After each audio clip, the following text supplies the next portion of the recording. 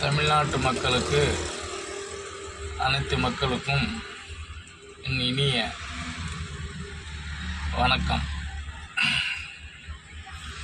பொதுமக்களுக்கு தெரியப்படுத்த என்னவென்றால், கார்த்திகை தீபம்ங்கிறது இந்துக்கள் பண்டிகைன்னு ஒரு முக்கியமான பண்டிகை. இது பாருங்கள், அதில் தீபம் ஏற்றுனா அதில் உள்ள கிறிஸ்தவர்களோ இல்லை முஸ்லீமோ பிரச்சனை பண்ணல. இந்த ஆளும் அரசாங்கம், திமுக அரசாங்கம் அது மேல்முறையீடு பண்ணி அதை நிறுத்துறதுக்கு மேல்முறையீடு பண்ணுது. நம்ம ஓட்டு போட்டு தேர்ந்தெடுக்க போய் தான் இவனுங்க இந்த மாதிரி சேட்டையெல்லாம் பண்ணிக்கிட்டு இருக்காங்க.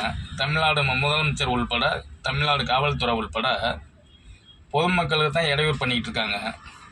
ஆனால் வர்ற 2026 தேர்தலில் இந்து மக்கள் அனைவரும் ஒற்றுமையாக இருந்து திமுக கட்சியை அடியோடு